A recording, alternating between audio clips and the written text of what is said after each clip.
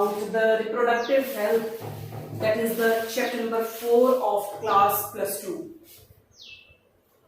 जैसे कि आपको पता है कि हमने रिप्रोडक्शन के कंसर्न में जो भी चीजें पढ़ी हैं कि रिप्रोडक्शन 2 फेजेस में काम करता है, asexual reproduction as well as sexual reproduction. तो उसके बाद जो हमारा मेन कंसेप्ट आता है कि रिप्रोडक्शन से रिलेटेड हमारी रिप्रोडक्टिव हेल्थ जो है वो किस तरह की होनी चाहिए। तो रिप्रोडक्टिव हेल्थ आज की डेट में एक बहुत अहम इंपॉर्टेंट पार्ट है सभी की लाइफ का, एक स्पेशल जो नागरिक है देश का, तो उसके लिए क्या है कि एक अपनी रिप्रोडक्टिव हेल्थ के प्रति कॉन्शियस होना जो है वो बहुत जरूरी है। उसके लिए एक सेक्स से रिलेटेड जो उसकी एजुकेशन है, उसका जो नॉलेज होना है वो बहुत जरूरी है। तो आज के कंसेप्ट में जो है वो हम सिर्फ आज पढ़ेंगे इंट्रोडक्शन। तो रिप्रोडक्टिव हेल्थ जो है वो एक reproductive health is a state of physical, emotional, behavioral and social fitness for leading a responsible and safe life for the reproductive life। तो यहां पर भी हमने जो चीज पढ़ी कि रिप्रोडक्टिव हेल्थ जो है वो एक तरह से एक ऐसी स्टेट है जहां पर हम फिजिकली तौर पर, इमोशनली तौर पर, सोशली तौर पर एंड बिहेवियरल तौर पर अगर हम इन चारों एस्पेक्ट्स में पूरी तरह से अगर हम फिट हैं तो हम कह सकते हैं कि हम एक रिस्पॉन्सिबल और एक सेटिस्फाइंग रिप्रोडक्टिव लाइफ जी रहे हैं। इस कंसर्न में एक वर्ल्ड हेल्थ ऑर्गेनाइजेशन ने एक कंसेप्ट दिया हुआ है। According to the World Health Organization point of view, total wellbeing in all the aspects of reproduction. उसमें उन्होंने ये चीज कही है कि total wellbeing in all the aspects of reproduction. सबसे पहला कंसेप्ट उसमें आता है फिजिकली हम ये कह सकते हैं कि जो हमारे रिप्रोडक्टिव ऑर्गन्स हैं या रिप्रोडक्टिव पार्ट्स हैं, अगर वो पूरी तरह से वर्क कर रहे हैं और वो बिल्कुल पूरी तरह से फिट है, तब हम ये कह सकते हैं कि हम रिप्रोडक्टिव हेल्थ जो है फिजिकल पॉइंट ऑफ व्यू से वो पूरी तरह से ठीक है। दूसरा पॉइंट है हमारा इमोशनल में सही बात है कि रिप्रोडक्टिव हेल्थ के लिए फिजिकल के साथ साथ इमोशनल भी बहुत जरूरी है। इमोशनली हम एक दूसरे के साथ जुड़े रहेंगे तभी हम कह सकते हैं कि हमारी रिप्रोडक्टिव हेल्थ जो है वो सही है। हम इमोशनली तौर पर एक दूसरे के साथ जुड़े होते हैं, ठीक है, एक दूसरे के साथ शादियां होती हैं, तो दैट मीन्स हम इमोशनली एक दूसरे के साथ क्या है कि पूरी तरह से जुड़े हुए हैं। तब हम कह सकते हैं कि हमारी रिप्रोडक्टिव हेल्थ जो है that is from emotional point of view is fit. Third point है हमारा बिहेवियर का होना भी जो है वो reproductive health point of view से जो बहुत जरूरी है, क्योंकि बिहेवियर जो है वो हर चीज के लिए या हमारा नजरिया जो है वो हर चीज के लिए क्या है गलत नहीं होना चाहिए कि हम उस चीज के बारे में गलत सोचें। अगर हम गलत सोचते हैं तो हमारा जो एक बिहेवियर है reproductive health point of view से वो क्या हो जाता है, गलत हो जाता है। तो हमें बिहेवियर पॉइंट ऑफ व्यू से हमें हर किसी के प्रति जो नजरिया है वो अपना सही रखना है। फोर्थ पॉइंट है सोशल। अगर हम फिजिकली तौर पर पूरी तरह से फिट है, इमोशनली तौर पर फिट है और बिहेवियर तौर पर भी फिट है, तो हम ये कह सकते हैं कि हम एक हेल्थी सोसाइटी को लीड करते हैं। हम सोशली जो है वो हर किसी के साथ जो है वो सही ढंग से है और हम एक हेल्थी और एक रिस्पॉन्सिबल एक सोसाइटी को लीड करते हैं जहां पर कि एक रिस्पॉन्सिबल सिटीजन्स रहते हैं। तभी हम कह सकते हैं कि जो रिप्रोडक्टिव हेल्थ है that is total being in all the aspects of the reproduction. कई बार ऐसे कंसेप्ट्स आते हैं, हम ये सोचते हैं कि हर कोई जो है वो आगे जा रहा है और हम उसके पीछे पीछे जो है उसके फॉलोअर्स बने हुए हैं। मैक्सिमम ऐसा नजरिया देखने के लिए मिलता है सभी का, जो ये सोचते हैं कि नहीं वो आगे चले गए और जो उन्होंने चीजों की एडवांसमेंट की, जो उन्होंने नई टेक्निक्स बनाई, उन टेक्निक्स के बिहाफ पर हम उन चीजों को क्या करते हैं, फॉलो करते हैं। पर इंडिया जो एक भारत एकमात्र ऐसा देश है जिसने क्या किया है कि उसने एक फैमिली प्लानिंग का कंसेप्ट जो है वो बहुत सही दिया। उस टाइम गवर्नमेंट की पॉलिसीज चाहे जो मर्जी रही हो, गवर्नमेंट चाहे जो मर्जी सोचती रही हो, पर उसने एक कंसेप्ट जो दिया वो एक फैमिली प्लानिंग का, वो एक सबसे बढ़िया कंसेप्ट दिया जो कि दिया गया था 1951 में। जब ये फैमिली प्लानिंग कंसेप्ट इंडिया में पहली बार आया और ये पूरी तरह से सक्सेस हो गया, तो इस चीज को देखकर दूसरी कंट्रीज जो थी उन्होंने भी एक फैमिली प्लानिंग के कंसेप्ट को जो है पूरी तरह से एक मान्यता दी और एक उस प्लानिंग के ऊपर जो है वो अपने भी दिशा निर्देशों को उन्होंने फॉलो किया। उसके बाद हमारा एक कंसेप्ट आता है RCH। RCH है reproductive child health care programme. मतलब रिप्रोडक्टिव के साथ साथ हमें क्या है, एक चाइल्ड हेल्थ केयर प्रोग्राम्स की भी एक नॉलेज जो है वो होना चाहिए। अब इसमें क्या है कि जैसे जैसे कुछ गर्ल्स या फीमेल्स हमारे कुछ ऐसे होते हैं कि जो टाइम बीइंग रहते हैं, वो एक सही एजुकेशन ही ले पाते हैं और एजुकेशन ना ले पाने की वजह से वो घरों में बैठ जाते हैं। तो उसके लिए गवर्नमेंट ने जो है एक बहुत अच्छी पॉलिसीज जो है वो अडॉप्ट की गई है स्पेशली गर्ल्स के लिए। वो इसलिए कि ताकि इन फ्यूचर आगे जाकर जो वो एक तरह से पूरी एक हेल्दी अपनी लाइफ जो है वो जी सके। तो उसके लिए उन्होंने टाइम टाइम पर जो है for example iron, folic acid, calcium as well as deworming.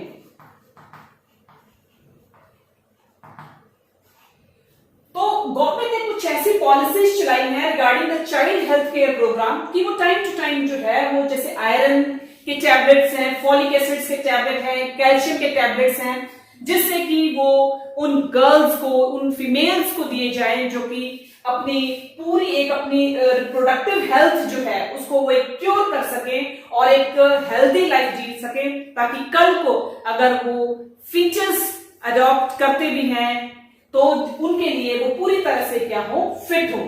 दूसरा एक डिवॉर्मिंग का है कि कुछ बच्चे जो होते हैं वो जमीन से उठाकर उनको आदत होती है कि चीजें खानी है, तो उसमें क्या होता है कि मैक्सिमम उनके पेट में जो थे वो कीड़े वगैरह जो थे वो पैदा हो जाते हैं। तो उसके लिए भी गवर्नमेंट अपनी अपनी पॉलिसीज जो है वो बहुत अच्छी चलाई हुई है, जिसके लिए कि एक डिवॉर्मिंग का जो है उन्होंने टैबलेट्स जो है वो बच्चों को देने शुरू कर दिए हुए हैं। तो रिप्रोडक्टिव हेल्थ के रिगार्डिंग जो है वो एक गवर्नमेंट्स जो है वो टाइम टू टाइम एक अच्छी पॉलिसीज को अडॉप्ट कर रहे हैं, जिससे कि females as well as males जो है उनकी हेल्थ जो है वो प्रॉपर बनी रहे।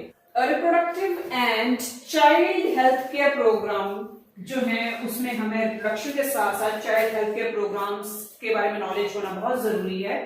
तो इसमें हमें ये देखते हैं कि जब बच्चे छोटे होते हैं, फॉर एग्जाम्पल जैसे छोटे होते हैं, तो जैसे ही बच्चा ग्रो करता है नियर अबाउट 12 to 15 ईयर्स, तो वो बच्चा देखता है कि मेरे बॉडी स्ट्रक्चर्स जो है वो चेंज हो रहे हैं, and that is terrible for each and every child. वो इसलिए टेरेबल हो जाता है कि वो देखता है कि मेरी बॉडी में एकदम से वो जो चेंजेस है वो क्यों आ रहे हैं, पर उन चेंजेस के पीछे जो कारण होता है उसके लिए हमें both being as mother as well as the teachers they have to be properly guide to each and every student कि इसमें जो है वो डरने की बात नहीं है। This is the due to the hormonal changes, this is due to the hormonal changes. Hormonal changes की वजह से क्या होता है कि बॉडी के जो स्ट्रक्चर्स होते हैं या बॉडी का जो साइज होता है वो चेंज होना शुरू हो जाता है।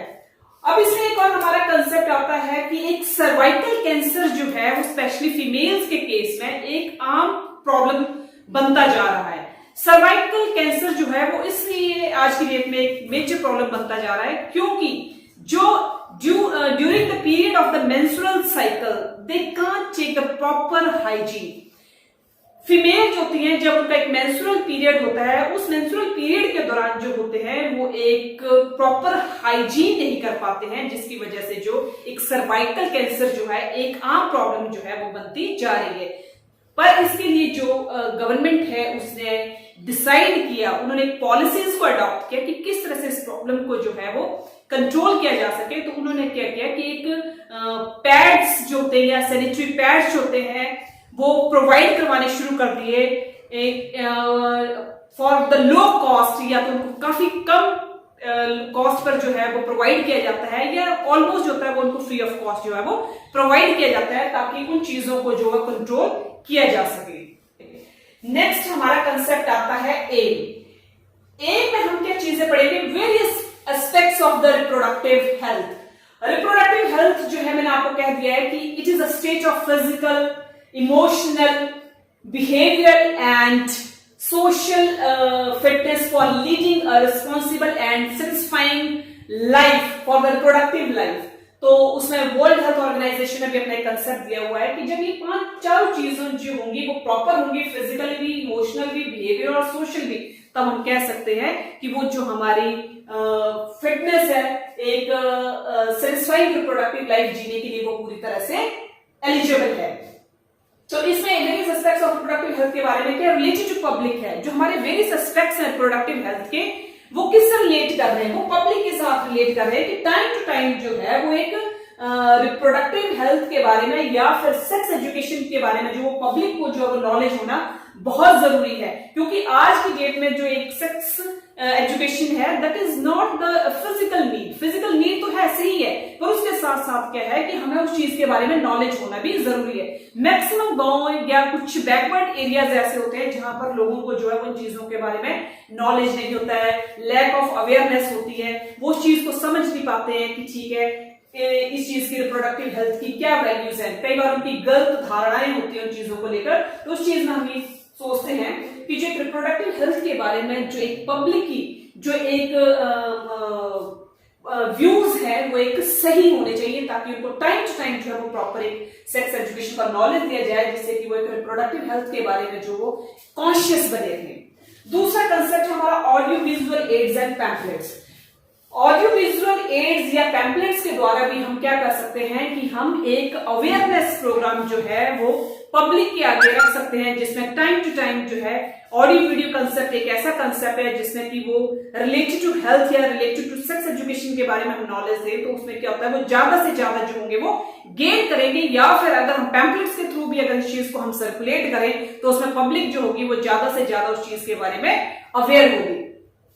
तीसरा कंसेप्ट है हमारा सेक्स एजुकेशन, जो कि मैंने ऊपर भी कहा कि सेक्स एजुकेशन के बारे में आज की डेट में जो है वो नॉलेज होना बहुत जरूरी है। तो सेक्स एजुकेशन का अगर हमें नॉलेज होगा तो उससे हम ये कर सकते हैं कि STD that means sexually transmitted diseases के बारे में क्या होगा कि नॉलेज होगा, क्योंकि इसमें ये चीज गलत नहीं सोचनी है कि जो एक सेक्स है दैट इज एक physical need of each and every person, पर उसके लिए क्या है कि उसके बारे में अगर हमें नॉलेज होगा that is not wrong but that is the priority of each and every person. Next हमारा है अनवांटेड प्रेगनेंसी। दैट मीन्स कई बार क्या होता है कि भारत एक ऐसा देश है जहां पर की आबादी जो है वो करोड़ों के हिसाब से है, तो ऐसे देश में एक अनवांटेड प्रेगनेंसी का जो कंसेप्ट है वो होना बहुत जरूरी है, जिसके लिए कि टाइम टू टाइम जो है जो सरकार है, एक हमारी गवर्नमेंट जो है वो ऐसी पॉलिसीज अडॉप्ट कर रही है जिससे के लिए अनवांटेड प्रेगनेंसी को जो वो रोका जा सके, जिसमें कि वो ऐसी टेक्निक्स यूज कर रही हैं। फॉर एग्जांपल जैसे लखनऊ में जो है सेंट्रल ड्रग यूनिट प्रोग्राम्स हैं जहां पर वो एक सहेली टाइप कॉन्ट्रासेप्टिव्स जो है वो उनका यूज कर रहे हैं, तो सर्कुलेट कर रहे हैं जिससे कि अनवांटेड प्रेगनेंसी को रोका जा सकता है। तीसरा है हमारा कॉन्ट्रासेप्टिव्स। वेरियस कॉन्ट्रासेप्टिव्स को यूज कर भी हम क्या कर सकते हैं कि एक अनवांटेड प्रेगनेंसी को जो है वो कंट्रोल कर सकते हैं। And all these concepts are related to the sex education. इसके साथ हमारा एक और कंसेप्ट आता है कि इनफर्टिलिटी। इनफर्टिलिटी एक ऐसा कंसेप्ट है जहां पर हम ये चीज सोचते हैं कि कई बार हर किसी की चाह होती है कि वो मदर बने या फादर बने, पर कुछ ऐसे सर्कमस्टांसेस आ जाते हैं जहां पर वो उस चीज को क्या होते हैं कि वो हकीकत में नहीं फेस कर पाते हैं कि हम फादर बनेंगे या मदर बनेंगे, पर उसके लिए क्या कि कुछ ना कुछ कमियां जो होती हैं, बीइंग एज अ मेल में भी वो कमी हो सकती है एज वेल एज फीमेल में भी कमी हो सकती है। पर ज्यादातर तादाद में मैंने अभी कहा था कि due to lack of education कुछ हमारे एरियाज ऐसे जहां पर आज की डेट में भी क्या है कि फीमेल्स को जो है रिस्पॉन्सिबल ठहराया जाता है या उनको कुछ उस तरह के जो है शब्द बोल दिए जाते हैं जिससे कि वो जो होती है वो अपने आप में एक बड़ा अपने आप को इंफीरियर सा फील करते हैं कि शायद कहीं ना कहीं कमी हमारे में है, पर that is not the point. Due to for the infertility, both male as well as female are being responsible. So some points are responsible for being the infertility. कई बार हमें ये भी देखना है कि जो फैलोपियन ट्यूब है either fallopian tube is properly developed और नॉट, वो पूरी तरह से उसका साइज जो है वो सही है या नहीं है। दूसरा कंसेप्ट हमारे ये कि स्पर्म्स के साइज जो बन रहे हैं मेल में वो सही है, ऐसा तो नहीं कि साइज जो है वो कम है उनका, आइदर वो स्पर्म्स जो है वो पूरी तरह से प्रॉपरली मोटाइल है, मूव करते हैं या नहीं करते हैं। तो ऐसे कुछ कंसेप्ट्स हैं जो हमारे इनफर्टिलिटी से क्या करते हैं, डील करते हैं। पर being as not female is responsible for each and everything, such type of the reproductive health beings, both male and female are responsible. Next हमारे कंसेप्ट आता है एमिनोसिंथेसिस। बहुत अच्छा कंसेप्ट है एमिनोसिंथेसिस, और अगर देखा जाए तो इस चीज में एमिनोसिंथेसिस जो है वो एक ऐसा कंसेप्ट है कि मदर के वोम में जो फीटस पल रहा होता है, कई बार क्या होता है कि उन चीजों के बारे में नहीं पता होता है कि उसमें कोई कमी तो नहीं है, कोई उसमें ऐसे जेनेटिकली सिंड्रोम तो नहीं बॉडी में पैदा हो रही है कुछ है। पर एज अ बीइंग अगर कोई ऐसी टेक्निक्स अगर गवर्नमेंट ने बनाई हुई है तो उसको हमें क्या करना चाहिए, रिगार्ड करना चाहिए। ठीक है, जैसे कई बार क्या होता है कि डाउन सिंड्रोम, कुछ ऐसे जेनेटिकली डिजीज होते हैं वो फीटस के बॉम में डेवलप हो रहे होते हैं, न्यूरल ट्यूब्स है जो डेवलप हो रही होती है। चलो अगर इस चीज का अगर हमें बेनिफिट नहीं होता या एमिनोसिंथेसिस की टेक्निक नहीं होती है, आफ्टर जो बच्चा जो है डिलीवरी पैदा होने के बाद अगर उसको कुछ ऐसे डिजीजेस पाए जाते हैं तो being as a mother as well as बच्चे के लिए जो है वो लाइफ बीइंग जो होती है वो क्या कॉम्प्लिकेशंस रहती हैं।